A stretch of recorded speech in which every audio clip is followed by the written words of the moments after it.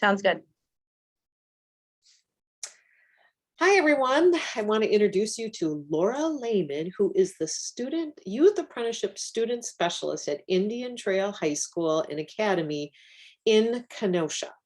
I would love for Lora to just tell us a little bit about her history on how she got to where she is now.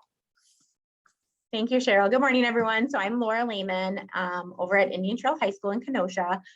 And a little bit about my background, I actually participated in marketing courses while I was at Bradford High School in Kenosha and joined the DECA organization as a student. And so that's what kind of hooked me into the industry. When I graduated from Bradford, I went to UW-Whitewater to get my bachelor's in marketing. And then I did some selling, and I also got into product development with corporate America. But I always knew I wanted to get back into education. So after I got my master's, I started teaching at Bradford High School, marketing and sports marketing, advanced marketing. Worked with the co-op program. Back then, it wasn't youth apprenticeship; it was co-op, and placed students in industry-specific work-based learning experiences. Had a great experience with that, working with local employers. Then I started having a family, so I left education and started a marketing business with my sister so that it would be flexible in raising our kiddos. Did that for 12 years, and as an employer, I actually hired marketing co-op students to work in our organization. So I have the employer experience behind that as well. Then decided it was time for me to start working with teenagers again because they're my favorite people group in this world. And so I got back into KUSD when Cheryl tracked me down and asked me about doing the apprenticeship here. I was all in. Had a son go through the program while he was in high school and is really, I guess, bearing the success from that experience. Have a daughter in it right now. And I'll just say as a parent experience, it's been super positive as well. So I've gotten the experience as an advisor, an employer, a student that did co-op while I was in marketing, as well as now an educator. So I think you're going to have learn a lot today because you have the well-versed perspective of someone who has all that experience, which I think is great. So thanks, Lora. Now, could you tell us a little bit about Indian Trail High School? You know, what does it all entail? Because it is a little bit different and unique areas for our students. Sure. Indian Trail High School is a full-blown traditional high school, but it also has 4 academies within it.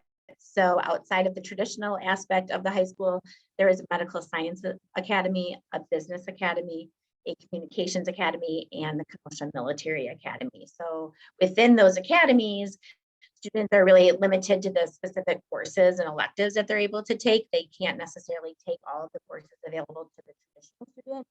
So I actually get to work with both traditional and academy students. There's about 2,000 students here at Indian Trail, extremely diverse population. I think right now I have 55% of my youth apprenticeship students are of diverse ethnicities. That's great.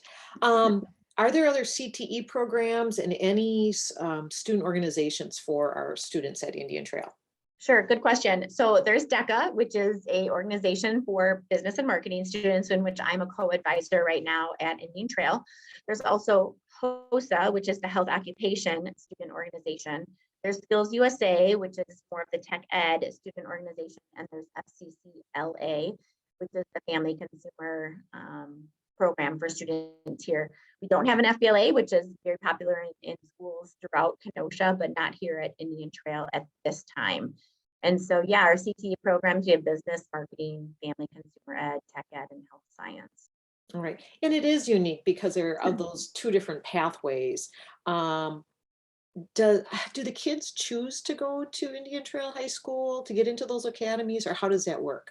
Sure. So if you're in district, you can come to the traditional high school or apply for one of the academies. And if you're out of district, you can apply for one of the academies. And then it is a standard lottery system on who gets put into the program. And you don't get preferential treatment if you're in boundary or out of boundary. It's literally just a straight lottery for how many students get put into the program. And then how many kids do they put in each year? How big are those cohort groups? Sure. I think Business Academy is the smallest. I want to say it's about 30 students per year, where Medical Science and Communication Academy can fall anywhere from 30 to 60 students Okay. per year. So Mhm. as incoming freshmen. Mhm. So the whole program, there's a little over 100 in Business Academy and probably closer to 150 in each of the other two academies. And Kenosha Military Academy is a little bit different than all of them, and that's typically a smaller group. Okay. A very select population that really want to get into that area. Absolutely. Yeah, most of them, 80% I would say, go right into the military after high school. Okay. It's been interesting, coming in the after school hours and you'd see them marching in the cafeteria and doing some of their drills. So it is an interesting group. So we want to talk a little bit about youth apprenticeship and what it looks like at your school, how your role is different than maybe some other schools. Sure. Yeah. Well, my role as a youth apprenticeship specialist at Indian Trail High School is different than the other Kenosha Unified Schools because it's all I do. Most are educators or counselors or in the classroom, and then they take on youth apprenticeship for 1 or 2 periods of the day, where for me it's a full-time experience here at Indian Trail. So I feel like Indian Trail has had really great success because they have, myself as a resource focusing on only this aspect. So it's definitely growing even through COVID. We had a little bit of a dip, but we're back up to about just under 120 students in the program for this school year. As I mentioned, as we talked a little bit before this meeting, we have 30 returning juniors next year looking to do the program and about 120 already on the waiting list. So if, I was able to place 100% of them, we'd be up to 150 students next year. So I do see it growing because of word of mouth, because of employer engagement, and just students really interested in trying to figure out if a career they're thinking about is right for them while they're still in high school. Do most of the kids in the academies apply to be part in youth apprenticeship? Yeah, so right now, I would say the Medical Science Academy is the most active academy in youth apprenticeship. About 40% of those students participate in the program, where Business Academy, Communication Academy, and KMA, they're all under about 10% of the program. Okay, all right. Trying to grow it, but yes. Yeah, and you do work closely with those academy teachers to get the Yes. word out and to really make sure that they're aware of those opportunities for their students, which I think is great. Definitely. All right. So then how do your students learn about this program? Sure, many different ways. It starts in 8th grade registration process. Parents come in with students and I have a table for youth apprenticeship and DECA. So I'm able to tell them about the program and how to prep for it for their junior and senior year. I'm also at in-person registration, or as we've had the last couple of years, virtual registration where the principal interviewed me. So that's out there to talk about youth apprenticeship. But I'm typically there for students who are grabbing their schedule for the year to talk about youth apprenticeship. I also do sophomore and junior registration each year, which just took place a few weeks ago. So I get to get in front of every single sophomore and junior at Indian Trail, whether traditional school or academy, to tell them about youth apprenticeship and answer questions. So I would say that's the main aspect of my recruitment, but I do commercials and I teach TV. We have a communication academy that does visual, basically announcements. And so I've had students interview me. I know I have a big spread in this year's yearbook that one of the students interviewed me for youth apprenticeship. So I feel like just getting in front of them through ITV, as well as using the televisions in the commons area. I often post different types of positions that are available in different industries when I don't have students in a specific area that an employer is looking for. So yeah, it's a variety of different ways to get in front of students. Okay, and then you have something brand new happening next week with the parents. You're doing a little recruitment with parents. Could you explain what that is? Yes, and that's Kenosha Unified. So KUSD is offering a youth apprenticeship parent night. It will be in front of all high school parents at Bradford High School. So it's the first time we're doing this. We'll have a panel of current YA students. We have a few employers coming in, and then each of these apprenticeship specialists will be there from the schools to answer questions that parents may have about the program. sometimes that's the biggest thing is, sometimes kids never hear the announcements. Mhm. They can be oblivious to every sign. They might not even know your office is in the comments, Right, but the right. parents might read this one note that says, you know what, I want to learn a little bit more about it. And then they come out and are the ones helping their students get into the program. So I think it's going to be great. You Absolutely. guys are doing that. I really do like that. Um, all right, so now we've talked about how you recruit students and now a little bit with the parents. How do you recruit your employers? Sure. Well, we have a standard group of employers that have participated with youth apprenticeship since the inception, which is a year or two before I actually started in this position. But then since then, I actively look at postings that are out there for part-time positions and reach out to employers that way. So if I see an employer is in need of someone in a manufacturing facility or somebody in healthcare, I'll just reach out direct if we're not currently working with them and tell them a little bit about the program, but schedule a follow-up meeting to meet in person to go through the program. I think that's the biggest way. I know we obviously partner with CABA, Kenosha Area Business Alliance. So we have resources there that are promoting the youth apprenticeship program to local companies to get involved with the program. And so that's the biggest way. And I also have students that are currently working for an employer that might not be part of the program that are interested in youth apprenticeship. So I'll reach out to that employer to let them know they already have an employee interested, and then kind of let them know like how the position would have to adjust to meet the program requirements. So those are the top three ways that we connect with employers. We also do a job fair for KUSD. So sometimes we get new employers to do that. That was a big project of Cheryl's that Erin is continuing this year. And so we meet employers that way. And I go just to network with employers. Yeah, which is great. Yes. All right. How do other staff, counselors, and administrators play a role in youth apprenticeship? Sure. Well, administration is extremely supportive of the program. They completely are bought into the value of the students working in industry. And I've developed closer relationships with our counseling staff here at Indian Trail. At the beginning, it was more of like, oh, there's more work I need to do. But no, the counselors really appreciate the program. They understand the value to students, working closely with them to like set up schedules to make sure releases fall in the right place, to make sure the correct connecting classes are in place. We have a system now that is just pretty fluid where I have ongoing communication with them through a Google Sheets document so they can readily see like who's part of the program, if they're already committed to a connecting class, if they have to work on doing that for them. And then with instructors, like I have great KUSD staff members here that are willing to let me in their classroom to talk about the program. They're willing to recruit students for specific positions that are open. So recently I had a last ad marketing management position open. So I reached out to the Business Academy instructors to see who they might recommend. Currently as juniors and seniors, they gave me a list of students they recommend, and then I reached out individually to them to see if there's an interest.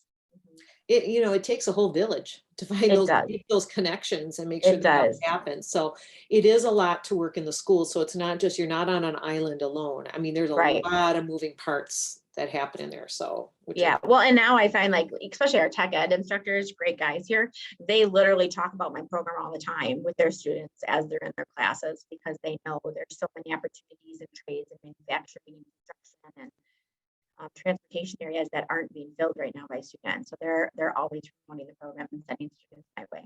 Yeah. great. Now, part of youth apprenticeship and getting the grant money for the district is that there has to be a steering committee. Mhm. Could you talk a little bit about what you are doing with the steering committee? Sure. So the steering committee meets every quarter. And so it's a group of educators, business, employer, sorry, I'm saying this wrong, employer partners, people through like CABA and the Chamber of Commerce. So this group gets together to kind of look at where youth apprenticeship is at, where employment needs in the city or community are at, and how the networking can increase throughout this group. So if they know we're struggling to get in a specific industry or get specific pathways built by employers, they network and help us, reach out to people that they might know in the industry. And then from a student perspective, they really get to see what's happening in the next generation. So many of them are really encouraged by how to fill their future job pipelines because of the youth apprenticeship program. So they're promoting it within their organization and within their own network. Did I answer the question? You Right. sure did. Okay. Thank you. I'll make Thank sure. you. Now, you mentioned a little earlier about there was a dip with your numbers because of COVID. Could you talk a little bit about how did it affect that program? Sure. So when lockdowns happened in 2020, we were ending youth apprenticeship for that school year from March to June. And so it was really my whole focus was to connect with employers before they literally shut their doors to get final reviews done and everything. Talk to them about the upcoming school year, because usually we start placing students in the following school year that June. So like this June 2022, I'll be placing students for the 22-23 school year. So not having access to employers when businesses were literally closed, like I did have some personal emails and phone numbers to keep the conversation going, but many were like, we can't hire at this time until we see what's happening with COVID. At the end of the summer, I would say it definitely like opened back up. And so we had the additional challenge of riots in our specific community, which people were still tentative to hire high school students during that season. But then when fall came back, I feel like we had so many more placements that fall, like school was a choice, whether it's virtual or in person. So there was like a hybrid model that took place. I will say it was challenging getting the word out about youth apprenticeship, because even for all those virtual students, and the majority were virtual, they weren't necessarily watching ITTV, didn't really have their full attention on the other side of the screen because they didn't have to show their faces at that point in time. And so it was a big challenge. I emailed a lot. I did a lot of email blasts to parents and students during that season to try to get interest in the program. And I mean, we dipped down from where we thought, but it was just a challenge to figure out which employers are willing to hire. Some are just starting to hire, like, okay, so we're in 2022, some are just starting back in the apprenticeship program after that long. So we did get a lot of new employer partners, like I'm speaking grocery and retail and health science, like all of the essential industries were wanting people. And so I had a lot of students actually start during that season. My daughter was one of them. She was 16, hadn't had a job yet, and started working in a marketing pathway in a local grocery chain. So it was to some students' advantage to actually fill positions that weren't being filled at that time. Yeah, great.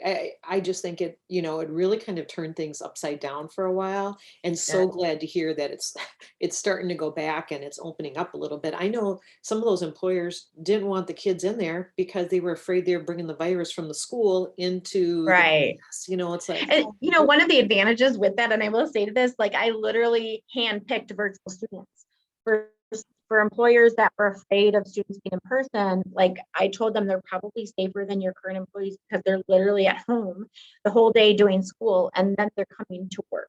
So yeah, so that gave some employers more confidence, but some was just at the corporate HR level, they just weren't allowed to hire minors.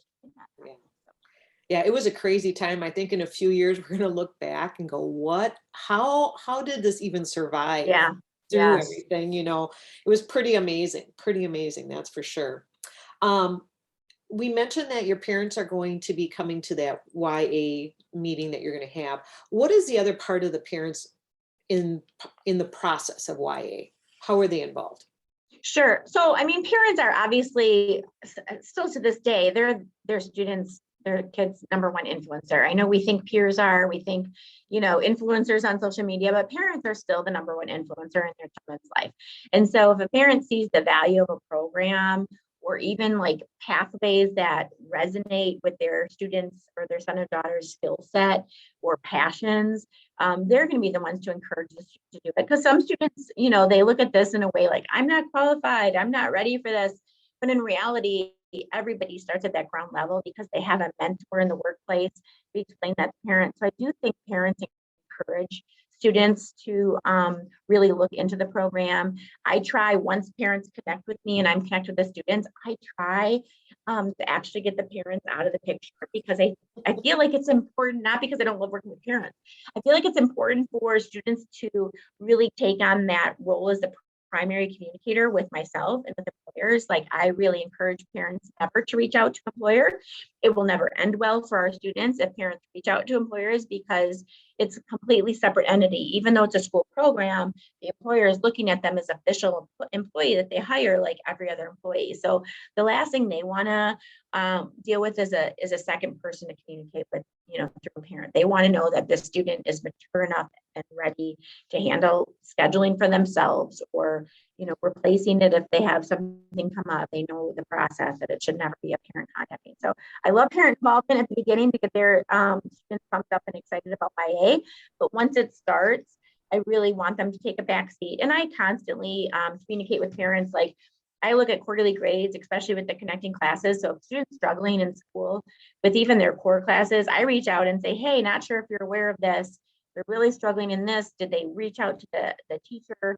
Do you need me to reach out to the teacher to get them additional assistance? So I am communicating from a school perspective, trying to keep them on track with school if I feel like YA might be affecting that. Mhm. Great, thank you. Because it's a lot. We read those stories sometimes, the helicopter parents that want to talk to the employer. This is, I think you're training the parents just as much. Let go. Yes. No, it's actually really true. And honestly, for the most part, parents are great at it. I've only had really one instance where a parent really cost the student a position, out of all the students I've had. So Yeah, that's pretty minor then. So which is good. yes. Yeah. All right. So the next question is, I'd like for you to tell maybe a success story about a student or a parent or a employer. But I also at this point want you to add another story about your own son. And Okay. what's going on with that? So I want you to brag a little as a mom for that as well. Okay. So I'll start with my son. Spencer was at Lakeview Academy, which is more of an engineering pathway academy in Kenosha. And he did a drafting and mechanical engineering youth apprenticeship his senior year. He actually did level 1 and level 2 in a 1-year period, doing 900 hours and having the connecting courses to go along with that. And so he gained a ton of real life skills when it came to SolidWorks and CAD designs, and understanding how to develop products and solutions from scratch from the centrifuge industry. So after that experience, he decided, yes, I'm definitely going into mechanical engineering. He left for college freshman year, and opened himself up to many opportunities. He got involved with an engineering fraternity and was on the leadership team right away. Started working with a manufacturer that summer, really diving into that aspect of mechanical engineering. And then sophomore year, he interviewed for positions that are typically for junior status, but he was able to get a mechanical engineering internship right after sophomore year, doing process engineering at a company in Pleasant Prairie. So totally different industry, totally different aspect. And then this year, he landed an internship for when junior year finishes. He'll be going to Michigan to work with an engineering consulting firm. So he'll be doing projects from start to finish in the whole engineering scheme because of his background. And so everybody that has looked at him, interviewed him, hired him, really talks about the experience he has already is not really heard of from most students. So employers value the experience level. He's a great student on top of it, but really it's opened up doors for him that probably wouldn't have been opened up had he not been in youth apprenticeship to begin with. So that's a great success story. I mean, his story is still being written, so we'll see how that goes. But just in terms of other students, like I know I've had some pharmacy tech students where the pharmacy will keep them on board and they'll actually offer tuition reimbursement. So I have students still with the pharmacy, getting part of their college paid for, staying on board with them through the process. I've had students that were in the manufacturing industry get full-time positions right out of high school. And while they're going to school, I have had an auto tech student. He was doing collision repair, and the company hired him straight off. They said they will get him certified and give him all of the schooling he needs to actually have what would have taken place in an associate level. And they're doing it right within their own company for the students. So I feel like the success stories have really come from students staying connected with the employers and using that networking and resource for really following through with their career. I had a student that wanted to get into radiology that was doing a food service dietary assistant position within a hospital system. And they transferred her to radiology as soon as she graduated high school because they knew she was going to start taking classes at the technical college. So I do think it opens doors for students. And that's really where the success stories come in. With companies, I feel success stories come in when they finally start expanding the pathways they offer. So I had one local manufacturer that started very simple with assembly and packaging. They now take in graphic design and post-press students. They take in IT students. They take in accounting students. And so it's really exciting to see that expand when they see the value of the program and the level our students are willing to work. I think employers forget who they were as teenagers. Like when you put the bar high, students like reach up to it. And I think that many times teenagers aren't given the benefit of the doubt. So as an employer sees like, oh my goodness, they're actually producing more than my adult employees, or they're more passionate or more, committed to this than some of my adult employees, it kind of gives them confidence to try a new pathway down the road. So I definitely think there's success stories in that as well. Yeah, I think so. I mean, we've just seen some unbelievable things happen in southeastern Wisconsin just with the growth of that. So, kudos to the entire team and all the hard work you guys Oh, are doing absolutely. down there. It's just amazing. Okay, so now we talked about the good stuff. There are challenges every once in a while. Maybe you could talk For a little sure. about what are some of those challenges, whether it be with students or employers. I would say, just like a marriage, the number one challenge for students is communication. I mean, that's where things break down between an employer or a student, or miscommunication, like they're not understanding. So many times at the beginning of a youth apprenticeship, there's scheduling issues. Student did first shift, but the student really didn't realize they were on the schedule for that shift because they didn't really know how to read the schedule. Or get online to do it. And they're sometimes afraid to ask questions up at the beginning. So they learn really quickly, like this could cost you your apprenticeship if you don't ask questions and you don't clarify that you don't understand something. So employers are really great reaching out at front. I tell all my employers the first sign of trouble, reach out to me, because most of the time it's a miscommunication issue. And so I really encourage students to over communicate with your employers. If you know your schedule for the next month, you give them that a month in advance. Like, don't wait till the last minute if you know something is happening, because it probably won't end well for you. You'll either have to find a replacement for your shift, or you won't be able to do the activity. So those are like the biggest struggles I feel like I have with students, is really understanding shifts. Obviously, we teach employability skills as a youth apprenticeship specialist. We want them to know on time is 5 or 10 minutes early. We want them to know their phone should be nowhere in sight unless they're on a break, that they should actually use like an employer locker and not have it on their person, because the temptation is great if they feel something vibrate in their pocket. So there's little things like that with youth apprenticeship. And then we do have, the opportunity to help employers. Like, so even though we have the employer mentor training that takes place 3 times a year, some employers don't take advantage of it because they're not necessarily required. We'll send the presentation if they can't show up in person or virtually, but it doesn't mean they're actually watching the content of mentor training. So there are those few employers where I feel like students come to me feeling like they're not being mentored appropriately. And then I address that with the person I originally set up the youth apprenticeship with, really help encourage the mentor to go in and really train the student if they haven't done that, or to cross train them in other areas if a student is kind of stuck doing the same thing. Like, there's many skills they need to learn, so making sure they're transferring them to different areas to gain all those skills. So those are, I would say, the top 2 challenges from a student perspective, and then from an employer perspective. Great ideas there, and what you need to do to help them. Now, one last question, or there's a couple together. Sure. What advice would you give these new teachers who are obtaining their experience-based license in CTE, and they're from middle school through high school? And then how can they help students get ready for youth apprenticeship? Could they even do that in the middle school? Sure. Well, absolutely. I actually think something starting in the middle school is critical. And I don't know that we do a great job in that right now in Kenosha Unified. I'm just going to be honest. Like in Kenosha Unified, and I don't know if this is districts across Wisconsin or not, but I don't know if it's still the No Child Left Behind, but middle school students are not held accountable for passing their classes. So if they don't pass their classes in 6th grade, they move on to 7th grade. If they don't pass their 7th grade classes, they move on to 8th grade. And I feel like this is to the detriment when they become a high school student, because they're learning that they can just pass through and they're missing all these essential skills in math and English, writing.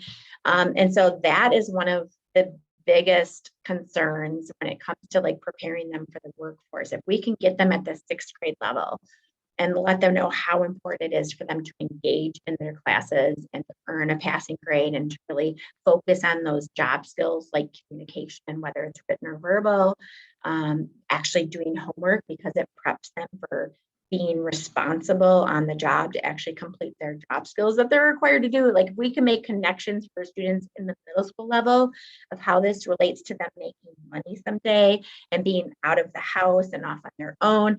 I think that would just shift the way students think of things. So as a new teacher getting into this, whether at the middle school or high school level, I think teaching students life skills and career skills while you're teaching whatever coursework you're teaching, or the position you're in, like helping them become employable is critical. And we actually have an employability seminar that's offered that we created as a district for our high school students who are part of YA to have as a connecting course, because it is so important for them to understand like what employers are looking for, what skills are critical, to actually being able to not only get a job, but keep the job, right? So we want them to keep their jobs. And so I would say as a new teacher, like working on all of those soft skills along with the actual technical skills you're teaching is important. The other thing I think is expanding your network. If you've only been in education, and I've been blessed to be in corporate America and working in industry, so I'm really comfortable working with employers and networking. But as a person who maybe just goes straight to education, it may be a little bit more challenging, but I really feel like you need to get out of your comfort zone, go to those business after 5 networks, go to, if you have a chamber, get involved and let them know about your program and say, when can I come in and start meeting with employers? Like what events do you have that I can access to start getting out there? Because your network with local employers is really important. So you understand what your community has to offer your students, where there's actual needs, so that you can be leading those students with those passions and skill sets into those career areas. So for me, that would be those 2 things. Excellent. Well, thank you. So now we're going to change hats. You wear a couple different hats. So now you're going to be putting on your Career and Technical Student Organization Advisor hat of DECA. So tell us a little bit about what is DECA? So DECA is a marketing student organization preparing students to be future leaders, basically in business or marketing careers in their community. And so I've had experience with DECA. Like I mentioned, I did it in high school, fell in love with marketing back then. Then when I taught at Bradford from 2000 to 2005, I was a co-advisor for DECA, teaching marketing, sports marketing, and advanced marketing. And then when I actually judged while I owned my business on 3 Promotional Partners. I actually became a judge for DECA, so I got to see that side of the student organization. And now that I'm back at Indian Trail, I'm a co-advisor again for DECA, working with students. And I just think it's just truly a blessing to work with these students. Indian Trail is very unique. So at Bradford, our marketing students were in DECA. At Indian Trail, I have medical science students, I have communication students, I have the general ed, and I have a few business academy students. So it's a very unique scenario going on. We're trying to shift it to more business academy students, but with anything, there's administrative and instructor red tape. And that's kind of what we deal with at Indian Trail, like trying to like make it more of a requirement if you're part of business academy. And so that's not the case yet. So it's very interesting. But what I will say is the word of mouth I get from this DECA organization, Indian Trail, is huge, because students are saying it doesn't matter what career you want to go into. These are skills you need to know to get any career off, whether it's getting hired in interviewing well, whether it's your communication skills that you're building, whether it's overcoming objections in your place of work. So it's like, it's really interesting watching like my medical science students really like trying to encourage the rest of the medical science students to come into DECA because it's so relevant for their future success in whatever career they pick. So we have a unique thing going on here at Indian Trail that's not typical. Well, and I do think though, I look at my husband's family. We have so many people in medical sales. I do think for sure is a blend. You might love that whole pathway, but you might be selling, whether it be hearing aids or maybe, some implements or, whatever it is. So I do think it's great that these kids are getting that experience, and to think broadly, that it isn't just strictly a marketing student to be part of it, Right. And but DECA's really done a great job expanding their Mhm. areas into accounting and finance and business services, automotive. So there's categories for competition areas within DECA that students can kind of explore something outside of traditional Mhm. marketing pathways. So within DECA, do you want me to talk about what DECA is? You sure can. Okay, so within DECA, it's really threefold. There's a competitive component with DECA where you're competing in specific areas in a role play scenario. So thinking about being an employee or a manager of a company and how to work with different scenarios that might come up, and your ability to think on your feet, as well as your ability to use the knowledge you've pre-learned in a real scenario. So there's that competitive area of DECA. It starts at the district level. Actually, we do mini competition at Whitewater. We do like a practice competition. Then it goes to districts. I'm heading to state today.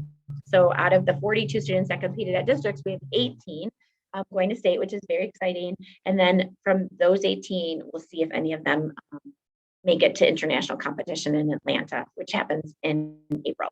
And so that's one component, but we have many students even within DECA that aren't ready to compete, or their schedule doesn't allow them to compete if they're an athlete where things are happening on those Saturdays or during the week. So those students really get involved with the community service component of DECA. So it's really making like active citizens, like you're actively giving back to your local community, which is important in any business, whether it's business or marketing. I mean, any industry, you should be giving back to your community once you're working and earning a pay.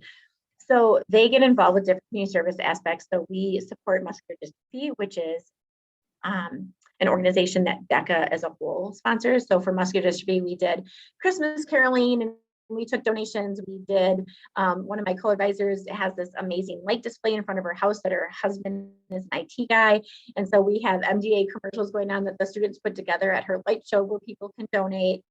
We do a miracle minute at our basketball games where there's 1 minute in halftime where students run around with buckets to earn money for muscular dystrophy. And then we give that to help support local Wisconsin children. Then we got involved with a new community service event this year called Sleep in Heavenly Peace, which is a local organization that makes sure that every kid in Kenosha and Racine County has a bed to sleep on. And I know that sounds ridiculous. There's a wait list of probably 300 plus kids. So they depend on community support of people to come in and actually build the beds. So you're literally like standing and staining and measuring. And so our students did that this year. It was super cool. And they went one step further to actually do a bedding drive. So they made 16 full beds during our build day. And then they wanted to fully get all of the twin bedding, pillows, and cases included. So they did a bedding drive and got brand new bedding for students. And then the officers themselves, outside of our general membership, they wanted to be part of the delivery and setting up the beds. So we did a delivery setting up the beds day with our students. And so just the excitement of them, like seeing the finished product, like meeting the kids who were getting their beds, and just how thankful. I just think it is just a great, great project. Just very heartwarming, and Yes. for kids to realize there are many children that don't have that bed. It Yes. To opens your see eyes. to see them impacted by what they're doing as an advisor. I'm sorry, I'm getting emotional, but it impacted our students in such a solid way. So I love the community service aspect. They make blankets for the homeless. They collect canned goods for local food pantries. So it's really a great organization from that, like just making life better for other people. And then the last component is it's more like fundraising. So we're creating leadership skills, and they're actually doing project management. So whether it's working with a local restaurant to get a group of students in there to actually deliver food to the tables or help out and drive through or whatever that looks like. We've done fundraising crumble cookies. I don't know if you know crumble, but they're like the new hottest, greatest cookie. So we did that fundraiser here at school, and the students had to organize all the volunteers and the setup, and So there's things like that that DECA participates in, but the whole goal is to build leadership skills in our students and communication skills while networking with local employers. Mhm. I think, one of the things that I was impressed about what you guys are doing at Indian Trail High School is something that I didn't do when I first started as an advisor. When I was doing this, when I was a young teacher and just starting out, it seemed like it was all my responsibility to organize and do everything. But really, that leadership part, what you just talked about, is you as an advisor, you're making the kids do all that portion of it. Thank you for saying that. Yes. So um, I have learned through the years how to empower students, and really as a there's a lot of paperwork as an advisor, right, that we have to do, and permission slips and things like that. But our officers and our members, it trickles down because we have student leaders now under our officers to try to build future officers, right? They do everything. They design the promotions going out. They get approval from the principal to put things up. They meet with staff members, like for the bedding drive. They actually got to a staff meeting and promoted the bedding drive with our staff members. They are organizing teams. So Sleep in Heavenly Peace, they went directly with the organization to figure out how many students should we have, how do we rotate students to different things.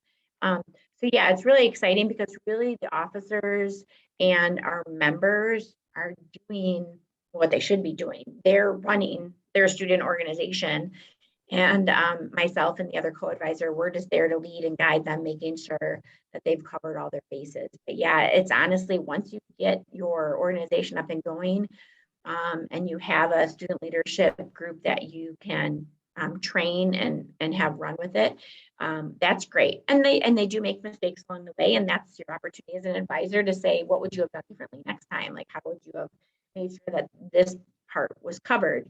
So yeah, it's great. And thank you for bringing that up, because literally our students do the majority of the work outside of what we have to do as an advisor. Yeah. And I do think, I mean, that was the hardest part for me to learn that, because I was just like, oh, I got to make sure you want to micromanage everything, but you've got to Mhm. let them go. You have to let them go and do this. And I love that you say, if they make a mistake, that is definitely where they're going to learn what would you do different. And they will never let that happen again.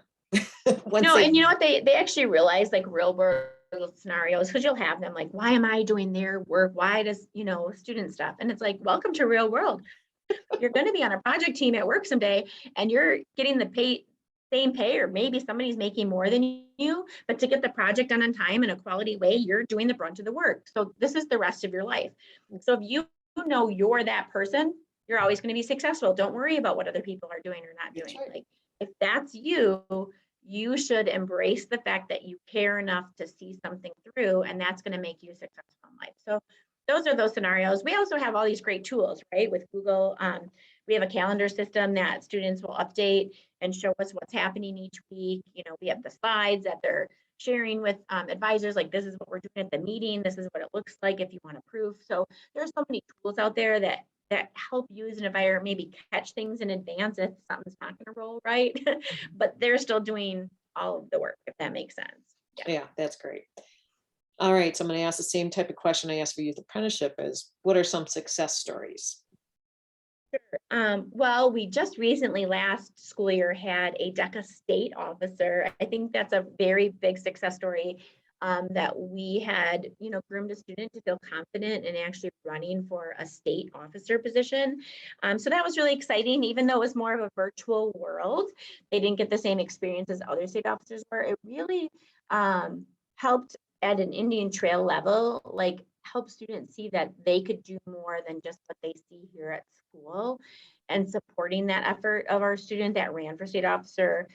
They're really well connected now with other chapters in the district because of that, and they've never really lost that. So I think the networking component is a success story for our students, that they network on social media with other officer teams, other DECA members.